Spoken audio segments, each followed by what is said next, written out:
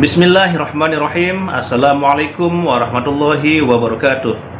Alhamdulillahirabbil alamin wassalatu wassalamu ala asyrofil anbiya'i wal mursalin sayyidina Muhammadin wa ala alihi wa sahbihi ajma'in, amma ba'du. Sahabat beriman yang dirahmati Allah, syukur alhamdulillah kita bertemu lagi di channel ini. Pada kesempatan yang berbahagia ini, mari sejenak kita luangkan waktu kita untuk bersama-sama kita dengarkan tausiah fenomenal dari guru kita, Al-Mafrullah Kiai Haji Zainuddin MZ. Beliau dikenal sebagai dai sejuta umat. Penasaran seperti apa isi tausiah beliau? Mari kita simak bersama. Saudara kaum muslimin rahimakumullah. Harta adalah amanat dan akan kita pertanggungjawabkan. Allah melebihkan rizki sebagian kita dari yang lain agar kita saling tolong menolong, bantu membantu. Nabi janjikan, siapa yang meringankan beban saudaranya muslim di dunia, Allah akan meringankan bebannya di akhirat nanti. Sebuah jaminan dari baginda Nabi. Si orang yang kita bantu barangkali tidak bisa membalas, Allah yang akan membalas lewat jalan lain yang tidak pernah kita sangka-sangka.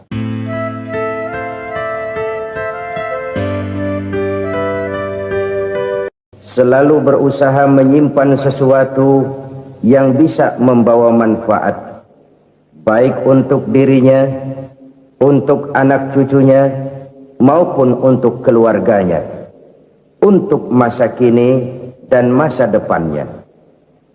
Kadang simpanan itu berbentuk uang, kadang berupa tanah, lain saat berbentuk pabrik, dan lain sebagainya.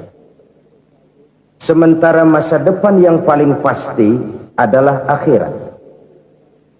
Jika untuk masa depan dunia kita rela memeras keringat, membanting tulang, pergi pagi dan pulang petang, menyimpan uang, menyimpan tanah, menyimpan pabrik, pernahkah kita merenung jika satu saat kiamat datang, kita dibangkitkan dari kubur masing-masing, berdiri di padang mahsyar untuk mempertanggungjawabkan seluruh kegiatan hidup kita di dunia ini, lalu kita akan menuju ke alam akhirat. Sudahkah kita mempunyai simpanan untuk akhirat kita? Pada pertemuan kali ini saya ingin menyampaikan sebuah hadis di mana Rasulullah sallallahu alaihi wasallam bersabda, arba'un min kanzil jannah. Simpanan sorga ada 4 macam. Yang pertama, ikhfa'us sadaqah, menyembunyikan sedekah. Saudara-saudara kaum muslimin, sebagaimana yang kita maklum bahwa Allah subhanahu wa ta'ala melebihkan sebagian rezeki dari kita terhadap yang lain. Ada yang kaya, ada yang setengah kaya, ada yang miskin, ada yang setengah miskin, dan selanjutnya. Ada yang gajinya kecil tapi penghasilannya gede. Ada yang penghasilannya gede tapi nggak punya gaji. Ada juga yang memang gajinya gede dan penghasilannya gede. Kelebihan rezeki merupakan sunnatullah dan tidak harus membuat kita merasa lebih dari yang lain. Bahkan sebaliknya, kelebihan itu harus membuat kita ringan tangan untuk menolong mereka yang memang memerlukan pertolongan.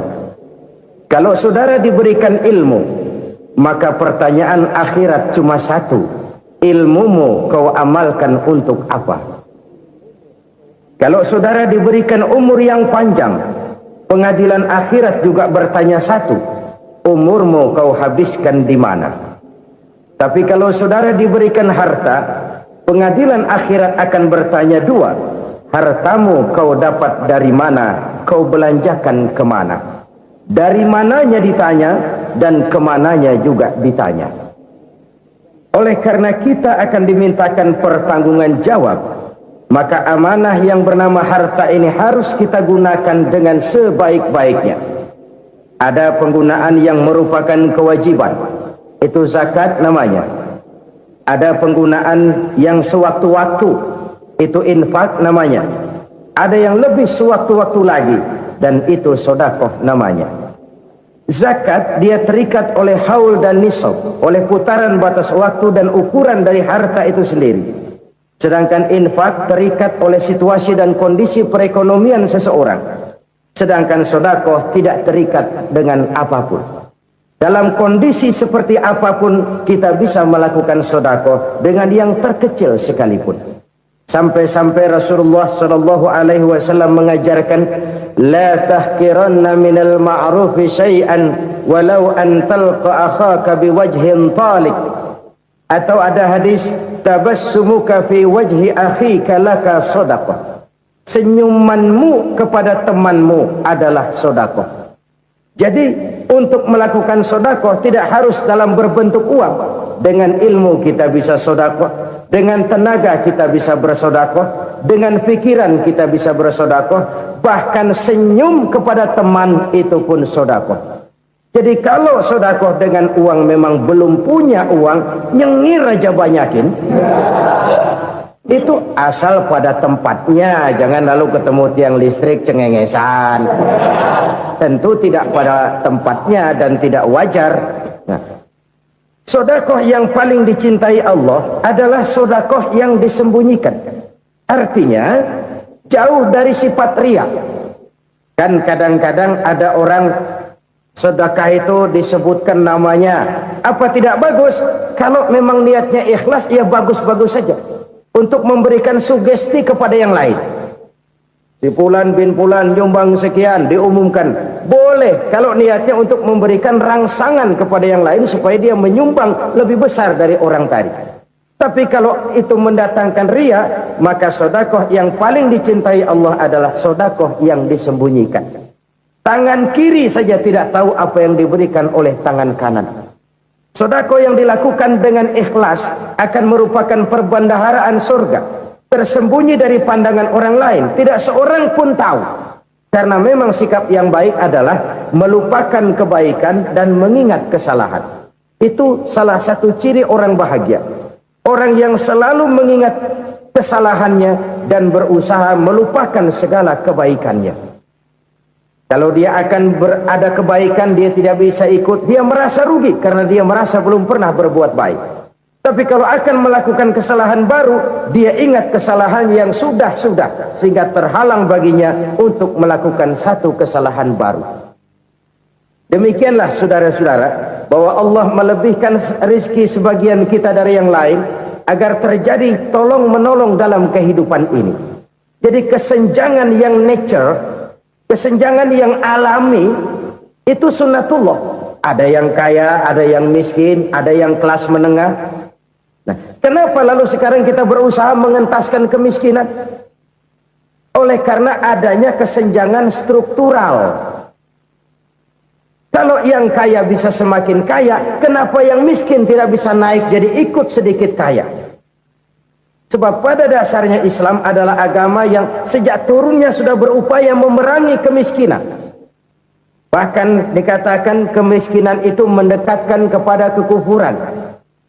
Orang kalau miskin udah dekat banget sama kafir. Gampang menjadi kafir. Berapa banyak saudara-saudara kita yang oleh karena soal perut, oleh karena soal materi, terpaksa meninggalkan dan menanggalkan akidahnya. Menjual petunjuk yang diberikan Allah dengan kesenangan dunia yang cuma sebentar ini. Na'udzubillah, thumma na'udzubillah.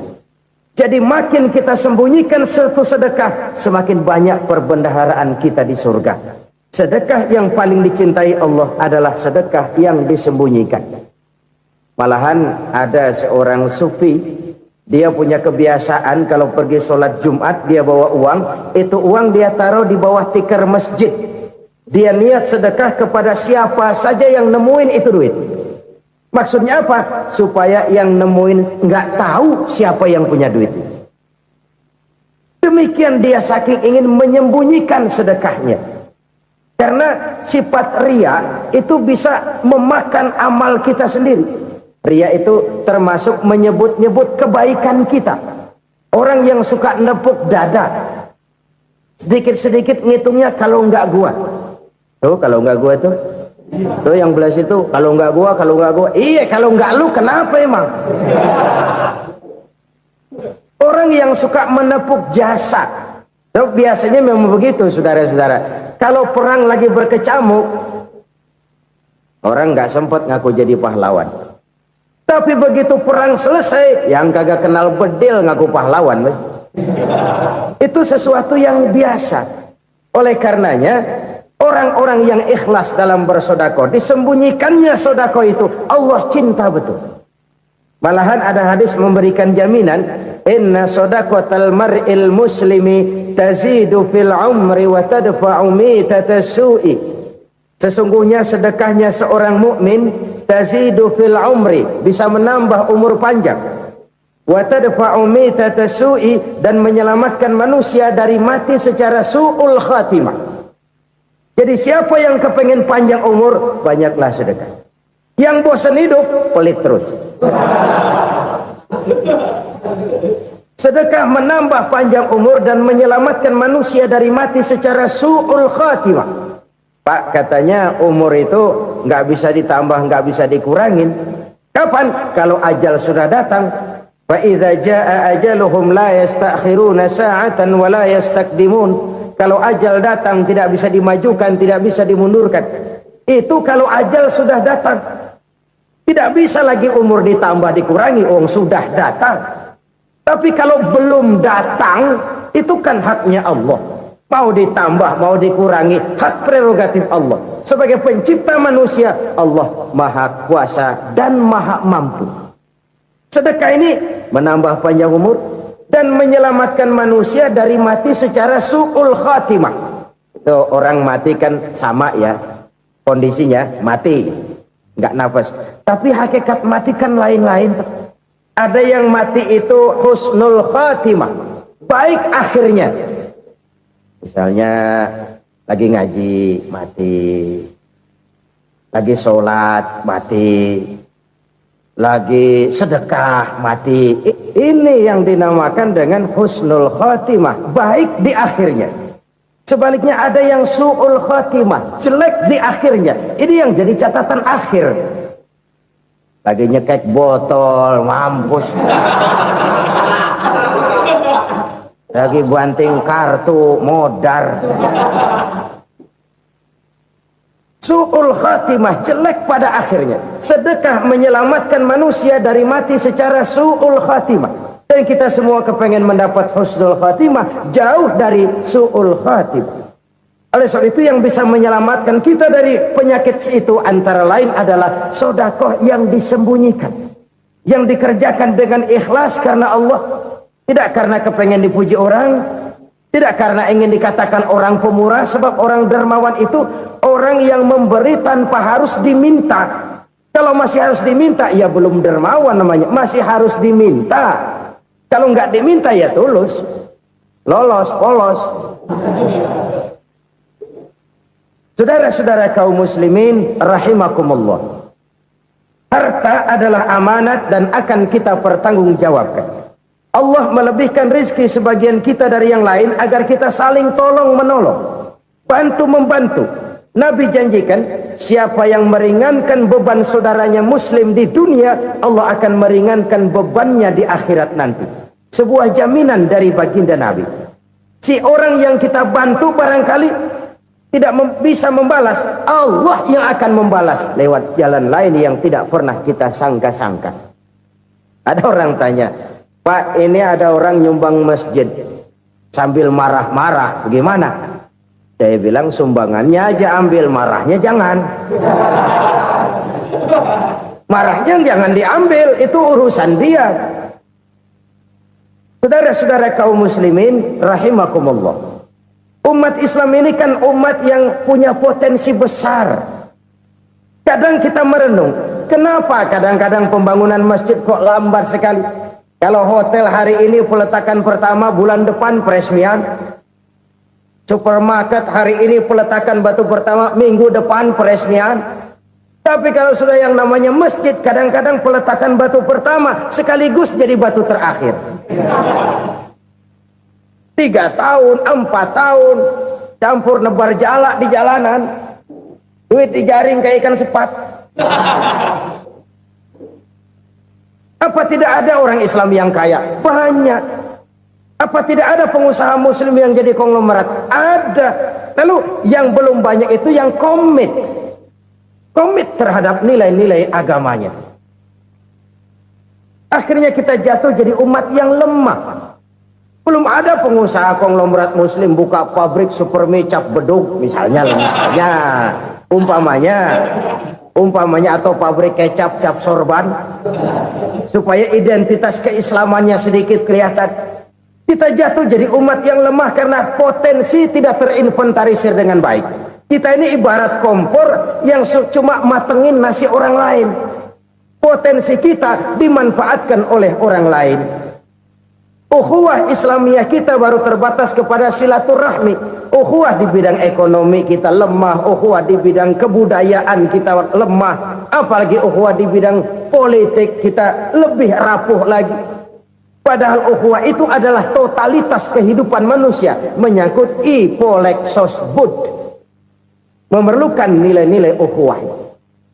Jadi oleh karena itu mari kita menyadari di dalam harta kita, walaupun kita yang cari pergi pagi pulang sore peras keringat banting tulang, di sana ada harta anak yatim, di sana ada hak masjid, di sana ada hak pesantren, di sana ada hak jihad.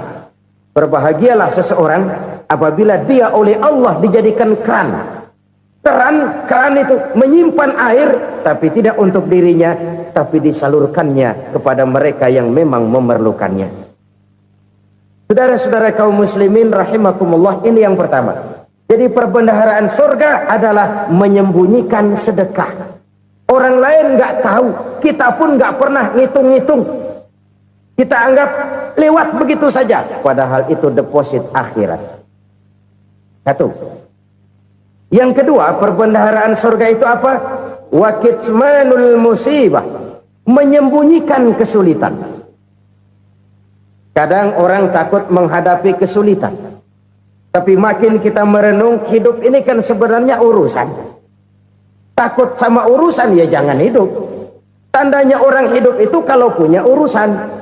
Urusan melupakan problem sering menimbulkan kesulitan. Kesulitan bukan untuk ditakuti, tapi untuk diatasi dan dicarikan jalan keluarnya. Siapa sih orangnya yang nggak pernah sulit? Makin tinggi status sosialnya, makin gede urusannya. Makin tinggi kualitas imannya, makin berat tingkat kesulitannya. Cuma memang yang namanya enak itu seperti pelangi. Biang lala itu nggak pernah di atas kepala kita, di atas kepala orang melulu. Lo sih enak lo, kata kita. Dia juga bilang yang enak kan lo. Pelangi itu nggak pernah di atas kepala kita. Kata tukang beca, aduh enak ya naik Mercy. Kata tukang beca, apa yang di dalam mobil Mercy? Aduh enak bener tukang beca, di jok ngeringkuk ngorok pules bener. Saya kamar pakai AC sejuk, tempat tidur sutra empuk, alga spring bed, gula kulik nggak bisa pules kalau belum minum Valium, belum tidur. Enak bener tukang beca, di jok ngorok nggak tahu wetan kulon. Si tukang beca bilang yang di Mercy enak, yang di Mercy bilang tukang beca enak. Inilah enak, nggak pernah di atas kepala kita, di atas kepala orang lain melulu enak itu. Nah saudara-saudara, yang merupakan perbendaharaan surga itu orang yang bisa menyembunyikan kesulitan, baik pribadi ataupun rumah tangga. Nih terutama rumah tangga yang jadi soalnya. Kadang-kadang kita ini kalau senang, sebaliknya kalau senang kita diam, kalem aja, cuek. Banyak banget duit kita bawaan, diam aja udah. Malah ketemu orang takut. Tapi begitu susah, sekampung tahu. Padahal Nabi mengajarkan perbendaharaan surga itu menyembunyikan musibah, menyembunyikan kesulitan.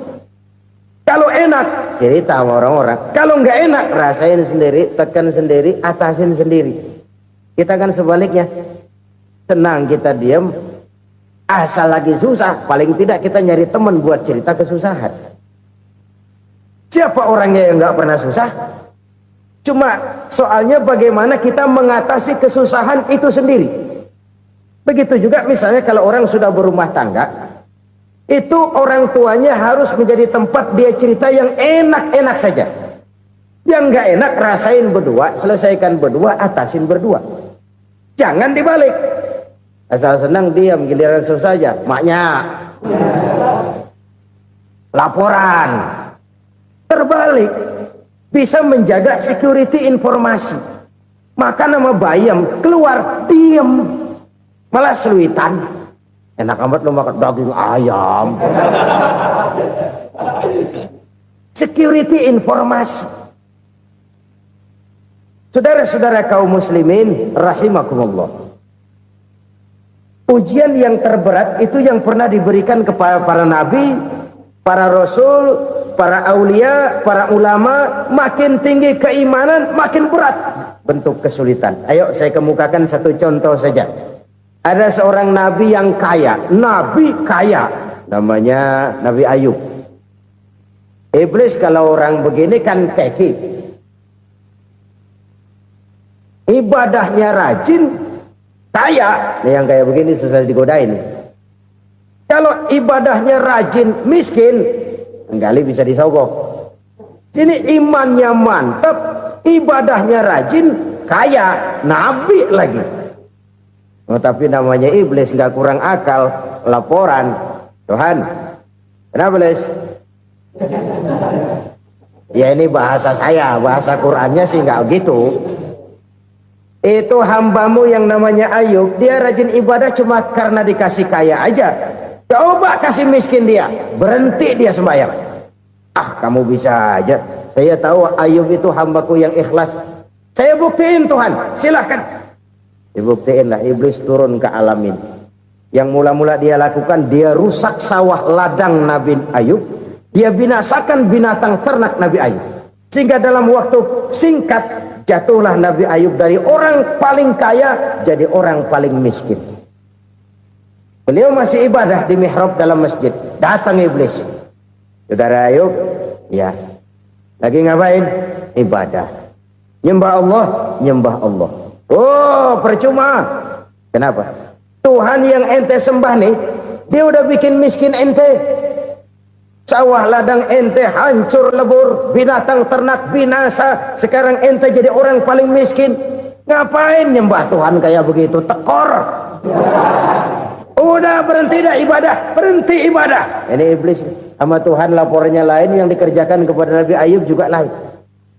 Benar begitu iblis kata Nabi Ayub? Iya, sawah ladang saya habis buras, binatang ternak saya binasa, binasa. Saya miskin, bangpak.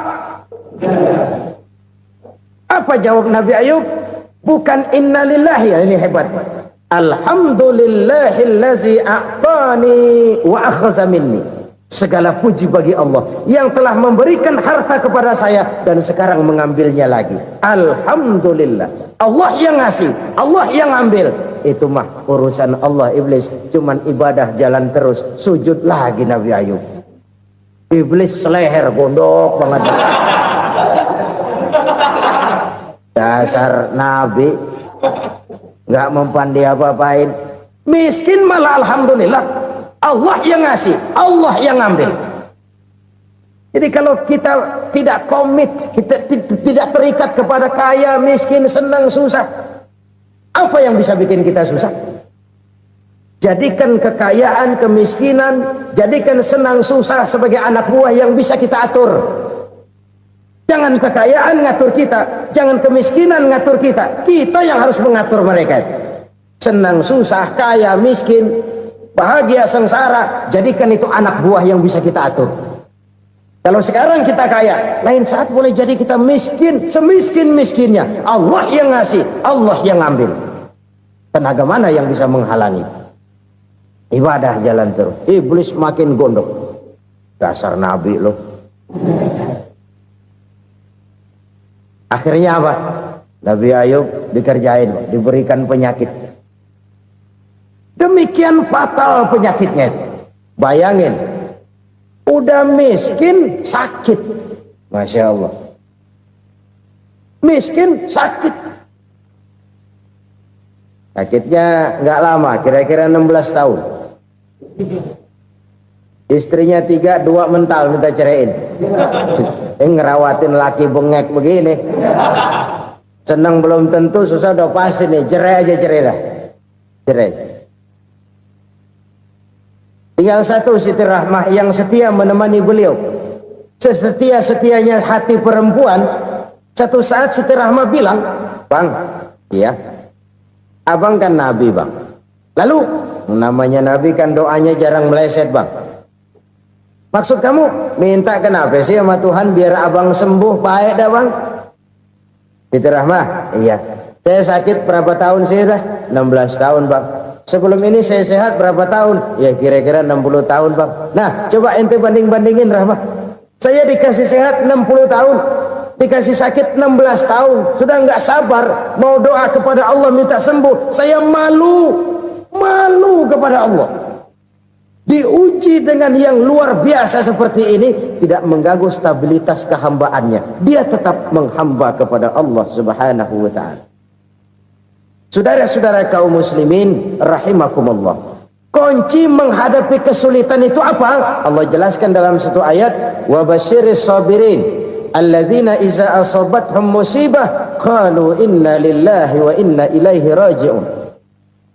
Gembirakan orang-orang yang sabar. Siapa mereka itu? Yang apabila mendapat musibah mereka kembali kepada keyakinan dasar, segalanya dari Allah dan segalanya akan kembali kepada Allah. Ini konsepsi dasar dari sikap muslim dalam menghadapi berbagai kesulitan. Segalanya dari Allah, segalanya akan kembali kepada Allah. Kalau ini sudah kondisi dasarnya, maka kita akan lapang menghadapi kenyataan bagaimanapun pahitnya. Apakah itu namanya miskin? Apakah itu namanya sakit? Bahkan maut sekalipun. Maut sekalipun. Segalanya dari Allah, segalanya akan kembali kepada Allah. Ini sikap hidup, bukan sekedar ucapan. Kita kadang-kadang menjadikannya sebagai ucapan. Mulutnya sehingga berhenti, innalillahi wa inna ilaihi raji'un, tapi nangisnya terus gerung-gerungan. Bukan itu, ini kesadaran moral. Kalau segalanya dari Allah, segalanya kembali kepada Allah, kan sebenarnya cuma nunggu giliran. Hari ini saya nyembayangin dia, entah hari apa saya disembayangin orang. Hari ini saya antar dia ke kubur, entah hari apa orang nganterin saya ke kubur.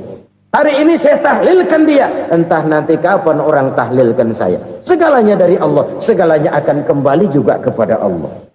Oleh sebab itu saudara-saudara, kesulitan bukan untuk ditakuti.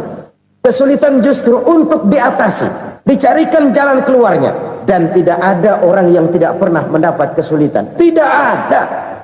Semakin tinggi status sosial, semakin tinggi kualitas keimanan, semakin besar juga tingkat kesulitan. Hanya saja bagaimana cara kita mengatasinya. Dan Al-Quran menyatakan, inna ma'al usri yusra. Di balik kesulitan itu pasti ada kemudahan. Roda itu berputar.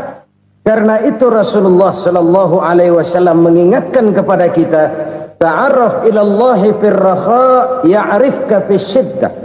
Ingatlah kepada Allah di waktu kamu senang, supaya Allah ingat kepada kamu di waktu kamu susah. Kalau waktu senang kita ingat kepada Allah, kita susah, Allah tidak akan meninggalkan kita.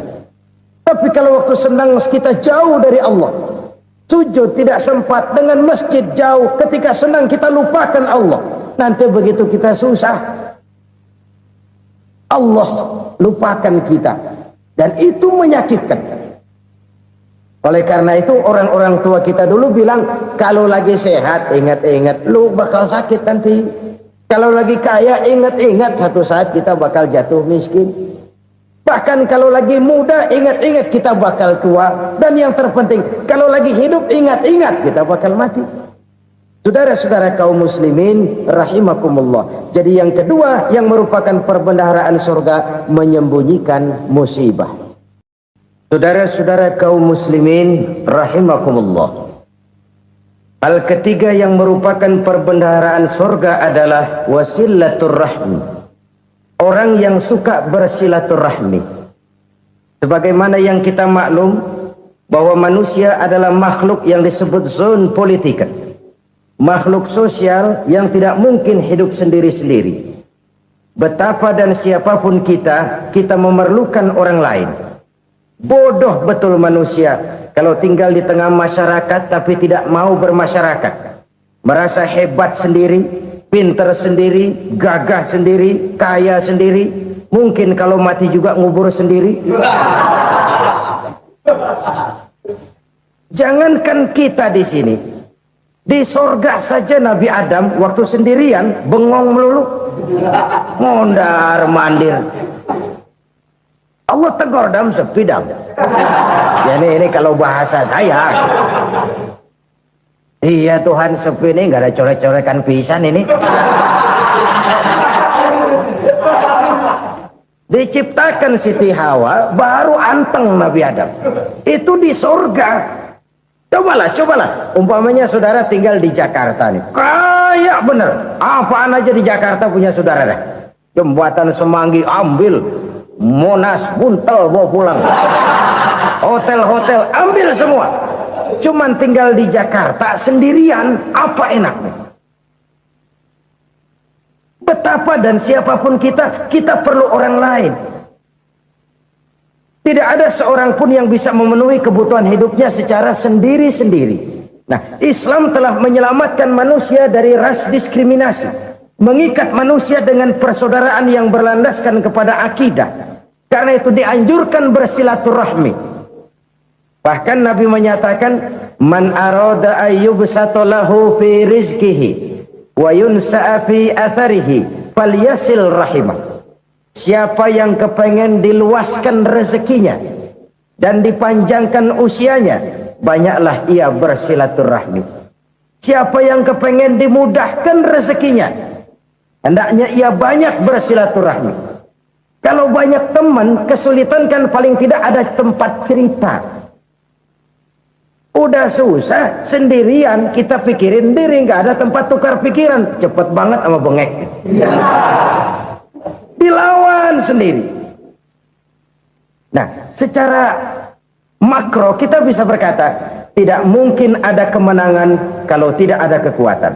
Tidak ada kekuatan kalau tidak ada kesatuan dan persatuan. Tidak mungkin ada kesatuan dan persatuan tanpa semangat silaturahmi. Kalau umat Islam mau menang, dia harus kuat. Kalau umat Islam mau kuat, dia harus bersatu. Kalau umat Islam mau bersatu, dia harus membudayakan silaturahmi ini. Bahkan sampai-sampai kata Nabi, kalau bisa cari nilai tambah. Apa? Silman qata'ak. Bersilaturahmilah kau kepada orang yang marah denganmu. Masya Allah, indahnya ajaran agama kita.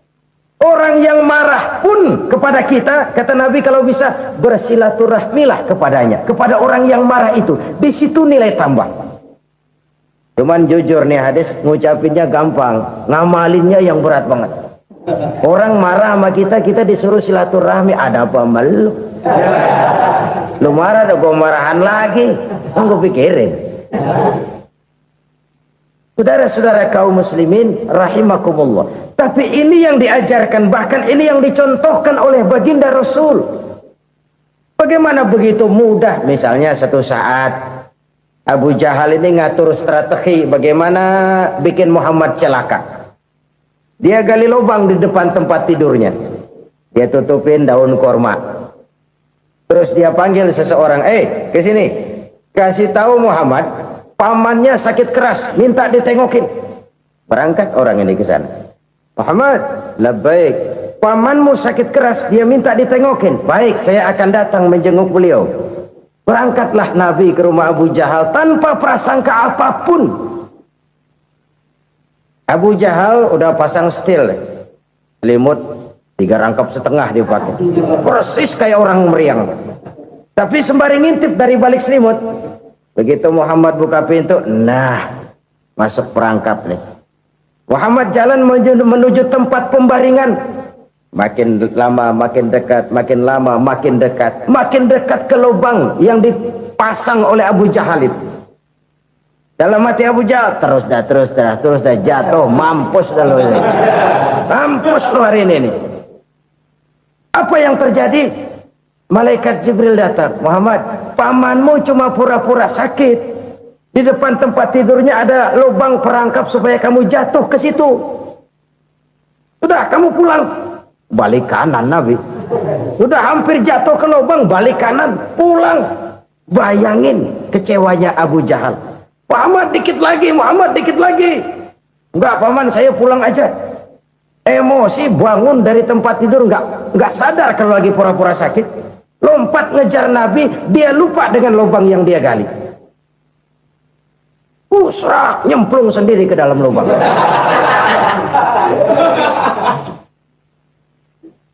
Nabi terus berlalu.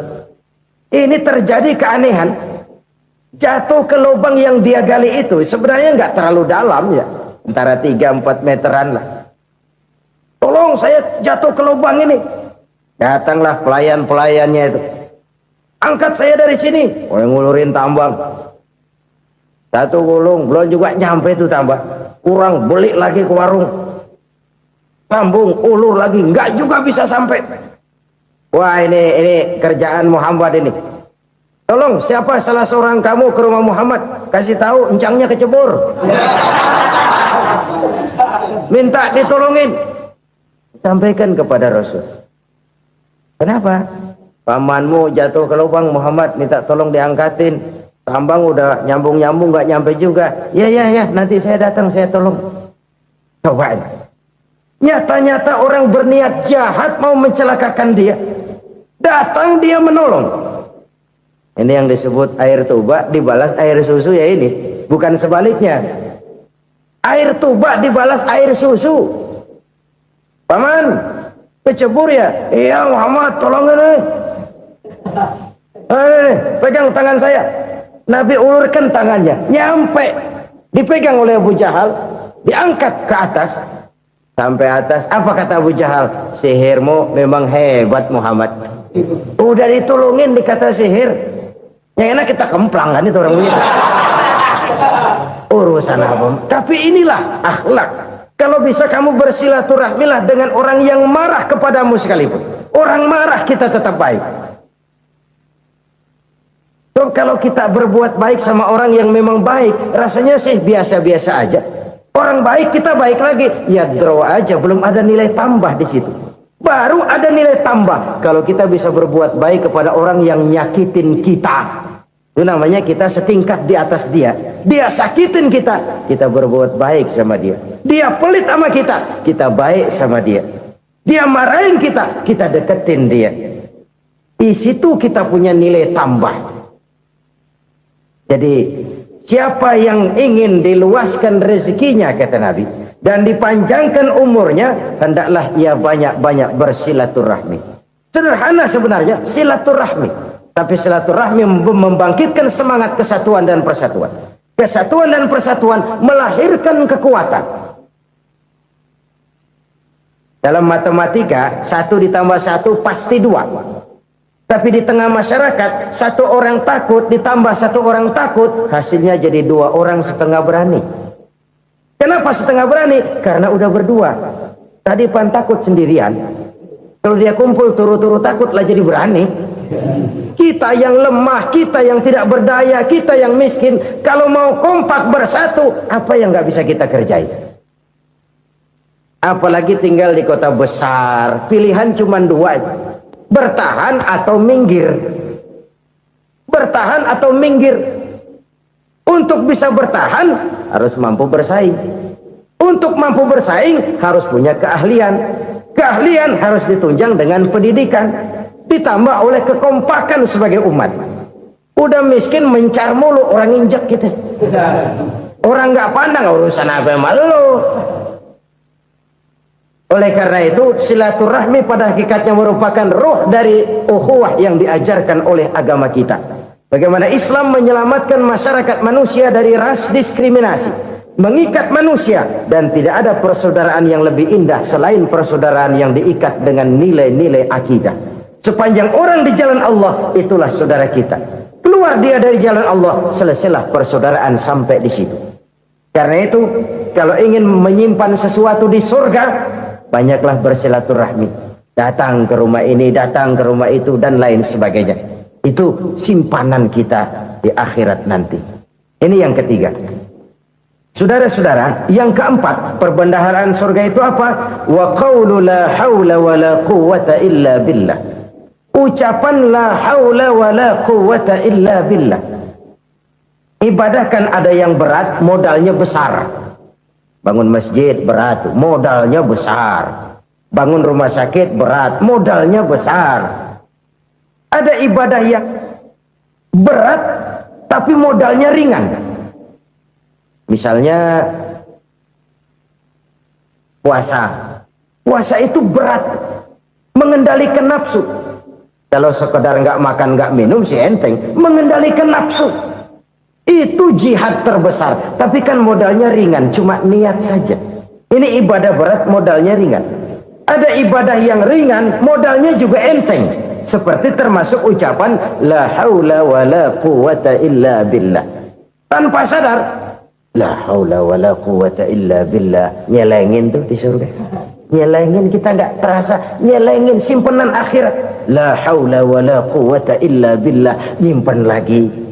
Kaget, la haula wala quwata illa billah, nyimpan lagi. Banyak simpenan. Masya Allah, sangat luar biasa tausiah yang sudah disampaikan oleh guru kita Al-Mafrullah Kiai Haji Zainuddin MZ.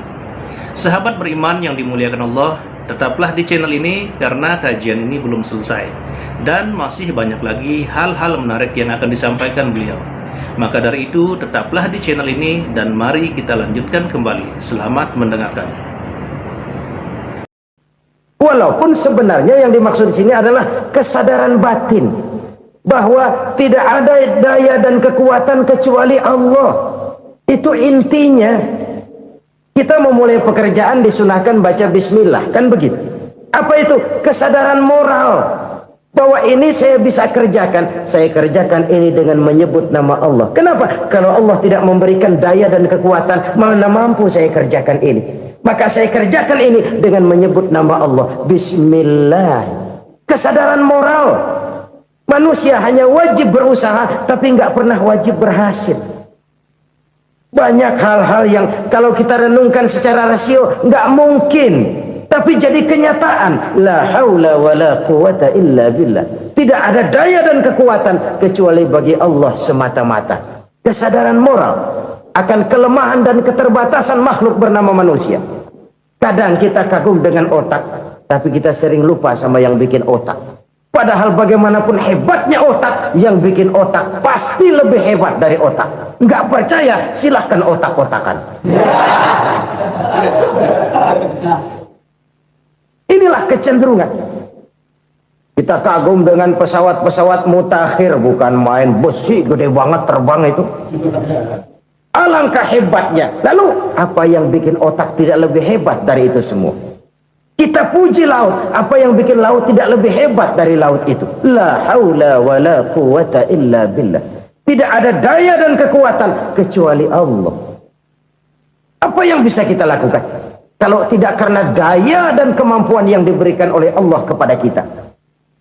Lahirlah sikap tawadu, rendah hati, tidak melonjak menjadi angkuh dan sombong, sadar akan kelemahan dan keterbatasan diri. Sebagai makhluk yang diciptakan oleh Allah Subhanahu wa ta'ala. Jadi satu sisi ini ucapan yang berpahala, la haula, jadi wiridan. Pada sisi lain ini kesadaran moral, sikap mental, kesadaran batin bahwa yang punya daya dan kekuatan itu cuma Allah. Kita nggak pantas untuk sombong, sebab sombong itu pakaiannya Allah. Kita nggak sedang pakai pakaian Allah, kegedean. Dan makin kita renungi, makin terbentur. Apa sih yang bisa kita sombongin? Kita mau sombong apa? Kaya? Pintar? Itu kan semua relatif. Di atas langit masih ada langit lagi. Jadi oleh karenanya, marilah kita menyadari. Manusia hanya wajib berusaha, tapi tidak pernah wajib berhasil. Yang berusaha saja tidak wajib berhasil, apalagi yang tidak berusaha. Islam bukan agama orang pemalas yang selesai sholat lalu endelohom, nggelenggem ayem-ayem. Tapi Islam bukan agama orang sombong yang setelah berusaha lalu tidak memerlukan Allah. Kita bisa saja bikin proyeksi, tahun sekian kita bakal panen besar menurut perhitungan otak. Tapi ada kejadian lain. Apa? Tikus ngambek. Habis itu dimakanin tikus, panen gagal. proyeksi rasional gagal oleh tikus-tikus yang ngambek itu. Bisa saja terjadi. Tahun depan kita panen besar, urung. Kenapa? Musim panas panjang. Dan sekarang ini koran-koran bikin berita musim mengalami penyelewengan. Bukan cuma manusia yang nyeleweng sekarang ini. Musim pakai nyeleweng. Mestinya kan musim hujan udah selesai, masih hujan-hujan juga. Musim. Nah sekarang kita boleh bikin proyeksi, kita bakal panen besar. Tahu-tahu musim panas panjang, sawah retak, air kering. Cari teknokrat yang paling botak, suruh pendekin tuh musim panas. La haula wa la quwata illa billah. Inilah kesadaran moral. Saudara, saya teringat satu saat ada seorang konglomerat. Umurnya ya kira-kira 70-an. Satu saat dia ditanya oleh wartawan, "Pak, umur Bapak berapa sih?" "Ya paling 10 tahun." 10 tahun? 10 tahun? Anak Bapak berapa orang? Satu saja? Satu. Harta Bapak berapa? Ya paling-paling bangsa 7 juta kali. 7 juta? Iya. Pak, kenapa Bapak bohongi saya? Bapak punya buku biografi. Koran-koran, majalah-majalah banyak memuat cerita riwayat hidup Bapak. Saya tahu umur Bapak 70. Kenapa bilang cuma 7 tahun? Saya tahu anak Bapak 8. Kenapa cuma bilang 1? Saya tahu harta Bapak miliaran, mungkin triliunan. Pabrik di mana-mana, bank di mana-mana. Kenapa bilang uang Bapak cuma 7 juta? Nah, kata si konglomerat tadi, "Kamu benar, Nak, kamu benar. Umur saya kalau jumlahnya memang 70, Nak. Cuman ingat-ingat saya, baru 7 tahun terakhir ini saya sujud. Baru 7 tahun terakhir ini saya berusaha dekat dengan Allah. Saya laksanakan perintahnya, saya jauhi larangannya. 7 tahun inilah rasanya yang ada nilainya di hadapan Allah. Yang 63 tahun matong, kelabu, kelem umur gue. Habis untuk maksiat, untuk munkarat. Maka ketika ditanya tadi, umur saya 7 tahun itu. Oh begitu Pak. Oh iya. Lalu anak Pak, anak Bapak kan 8. Kenapa bilang cuma 1? Nah, kalau jumlah hitungannya memang anak saya 8. Tapi dari 8 orang ini rasanya cuma 1 nih yang bakal jadi buah hati, belahan jantung, pelanjut cerita, penerus sejarah, bakal jadi anak soleh yang akan mendoakan saya. Cuma 1 rasanya anak saya ini yang bakal jadi buah hati saya, besar-besaran saya, yang akan mendoakan di kubur saya, yang akan mendoakan di akhirat saya. Yang 7 orang mana? Masya Allah, yang 1 tenggeng, yang 1 nyekek botol mulu, yang 1 nggak karu-karuan. Makanya saya bilang 1 anak saya yang akan bisa mendoakan saya. Oh begitu Pak. Iya. Nah harta Pak, harta Bapak kan triliunan. Pabrik Bapak di mana-mana. Uang Bapak hampir di tiap bank-bank besar. Kenapa bilang cuma 7 juta? Betul kau Nak. Harta saya kalau jumlahnya memang miliaran, triliunan mungkin. Tapi yang saya ingat baru 7 juta tuh yang saya belanjakan di jalan Allah. Saya nyumbang masjid, saya santuni yatim piatu, saya bantu pembangunan pesantren, saya bantu pembangunan rumah sakit Islam. Itu yang akan saya bawa pulang ke akhirat, yang 7 juta itu. Yang triliunan itu nanti akan direbutkan oleh anak-anak saya sebagai waris saya. Jadi harta saya 7 juta itu yang bakal nemenin saya di akhirat, yang akan saya bawa pulang jadi teman saya. Saudara-saudara kaum muslimin, jangan-jangan orang tua itu adalah kita-kita ini. Jangan-jangan kita-kita ini adalah orang tua itu. Jangan-jangan itu potret dari diri kita masing-masing. Dari sekian umur yang diberikan Allah, berapa tahun yang ada nilainya di hadapan Allah? Dari sekian anak-anak yang merupakan amanah, berapa yang akan mendoakan kita sebagai orang tuanya menjadi anak soleh? Dari sekian banyak harta yang diberikan Allah, berapa yang akan kita bawa pulang menghadapnya nanti, yang kita belanjakan di jalan Allah? Ini sebuah potret kehidupan. Karena itu kita kembali kepada la haula wa la quwata illa billah. Kita wajib berusaha, kita wajib berikhtiar. Selebihnya segala daya dan kekuatan hanya milik Allah saja semata-mata. Satu kesadaran batin dari setiap pribadi muslim. Setelah ia berusaha dan berikhtiar, ia menyerahkannya kepada Allah Subhanahu wa ta'ala. Jadi satu sisi ini merupakan wiridan ucapan yang mengandung pahala, pada sisi lain ini merupakan sikap batin dari seorang muslim di dalam ia menghadapi realitas kehidupan ini. Saudara-saudara kaum muslimin rahimakumullah, kalau ini kita jadikan satu basis kehidupan, maka ini akan menyelamatkan manusia dari kemungkinan tergelincir menjadi orang yang lupa diri dan lupa darat.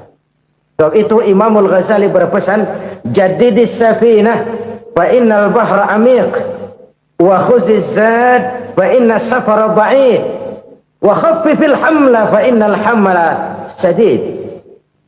Perbarui selalu kapalmu karena lautan sangat dalam.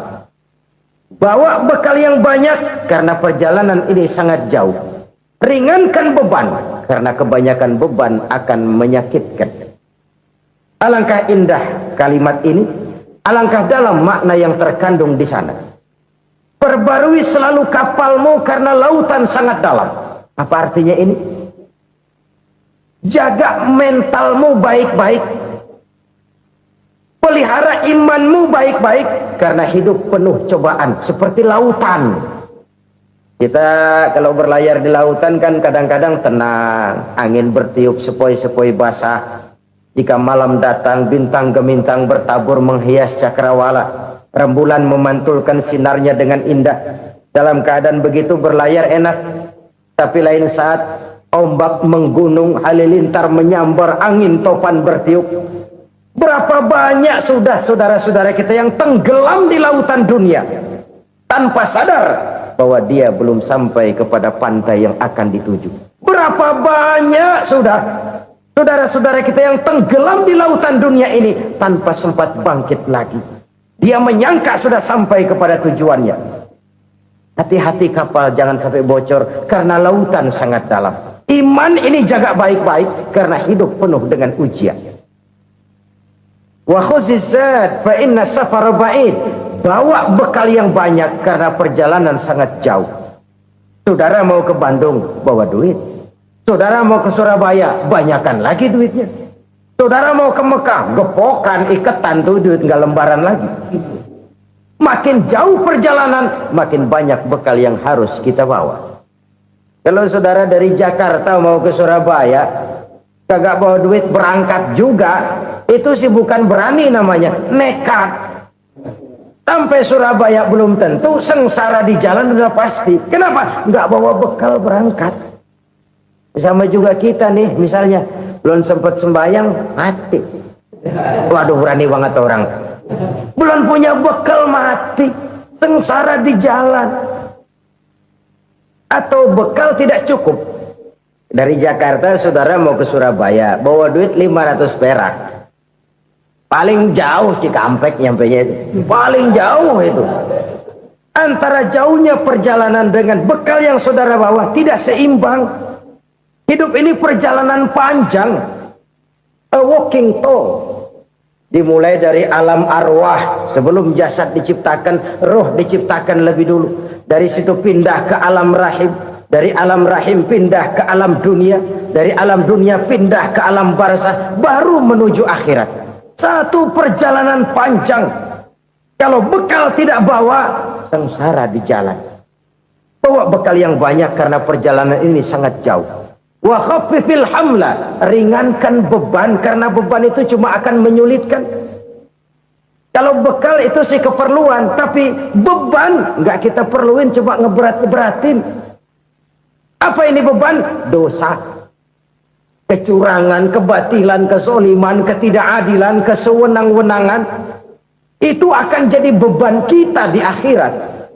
Alangkah celakanya, perjalanan panjang, bekal tidak bawa, beban kelewat banyak. Alamat sengsara di jalan. Pahala tidak ada, dosa berlipat ganda. Na'udzubillah, summa na'udzubillah. Kalau kita rangkum nasihat Al-Ghazali dengan kisah si konglomerat tadi, kita akan mengambil kesimpulan. Pertama, bekal terbaik dalam menghadapi gejolak kehidupan ini tidak lain adalah iman. Yang kedua, pahala dan dosa. Dua hal kontroversial. Pahala adalah bekal, dosa adalah beban. Tapi kita sekarang kan tidak begitu terangsang kepada yang abstrak. Orang berlomba mencari yang konkret-konkret saja, yang real. Kalau memang dosa, benjol dong, kira-kira begitu. Kira-kira begitu. Persis orang Yahudi dulu. Orang Yahudi itu kan pernah minta kepada Nabi Musa, "Ya Musa, lan nu'mina laka hatta narallaha jahrah." Musa, kami nggak bakal mau beriman kepada Allah kalau belum kami lihat Allah ada nongkrong di depan kami. Kalau memang Tuhan ada, taruh dong di depan kami. Mau yang konkret-konkret saja. Kalau memang dosa, benjol dong. Kalau memang pahala, berasa dong. Orang terangsang kepada yang real, yang konkret-konkret saja. Karena itu, untuk mengejar dosa orang mau bayar. Tapi untuk mengejar pahala, walaupun tidak bayar, orang segan. Ini yang dikatakan oleh Nabi, kamu mengharapkan ke surga, tapi kamu berat melaksanakan sesuatu yang bisa membawa kamu ke surga. Kamu ingin jauh dari neraka, tapi tiap saat kamu lakukan perbuatan-perbuatan yang justru menjerumuskan kamu ke neraka. Idda'aitum an-najata minan nar wa ramaitum fiha anfusakum. Kamu ingin selamat dari neraka, tapi kamu lemparkan diri kamu ke neraka. Kamu ingin masuk surga, tapi berat sekali kamu melakukan perbuatan-perbuatan yang bisa menyampaikan kamu di surga. Saudara-saudara kaum muslimin rahimakumullah. Jadi hal keempat yang merupakan perbendaharaan surga adalah la haula wa la quwwata illa billah. Satu sisi ini merupakan ucapan yang memperberat timbangan akhirat. Pada sisi lain ini merupakan sikap hidup seorang muslim. Kesadaran batin yang sangat dalam bahwa tidak ada daya dan kekuatan kecuali Allah. Dan itu kita simbolkan pada saat memulai pekerjaan dengan Bismillah, dengan menyebut nama Allah. Satu kesadaran moral, saya hanya bisa melakukan ini karena diberikan daya dan kekuatan oleh Allah. Lahirlah sikap tawadu, rendah hati, tidak melonjak menjadi angkuh dan sombong. Saudara-saudara, sampai sini dulu jumpa kita kali ini. Semoga 4 perbendaharaan surga ini dapat kita lakukan, yang kelak akan merupakan bekal kita di kemudian hari nanti. Amin ya rabbal alamin. Alhamdulillahirabbil alamin. Demikianlah kajian penuh ilmu, hikmah dan manfaat yang sudah kita dengarkan bersama dari guru kita Al-Mafrullah Kiai Haji Zainuddin MZ. Sahabat beriman yang dimuliakan Allah, mari kita doakan guru kita, semoga beliau diampuni segala dosa-dosanya dan dilapangkan kuburnya. Dan buat sahabat semua yang sudah setia menyimak tausiah ini sampai selesai, saya ucapkan terima kasih banyak. Doa dan harapan saya, semoga sahabat semua selalu diberikan kesehatan, dimudahkan segala urusannya, dan dilancarkan rezekinya. Amin ya rabbal alamin. Demikian yang dapat saya bagikan, kurang lebihnya mohon maaf. Sampai bertemu lagi di kajian berikutnya. Wabillahi taufiq wal hidayah, waridho wal inayah. Wassalamualaikum warahmatullahi wabarakatuh. Setelah kita mendengarkan bersama tausiah yang sangat luar biasa dari guru kita Al-Mafrullah Kiai Haji Zainuddin MZ, sekarang mari kita lanjutkan aktivitas kita masing-masing. Semoga apa yang sudah beliau sampaikan menjadi ilmu yang bermanfaat dalam kehidupan kita sehari-hari. Dan buat sahabat semua, saya ucapkan selamat beraktivitas dan sukses selalu. Sampai bertemu lagi di video berikutnya. Wassalamualaikum warahmatullahi wabarakatuh.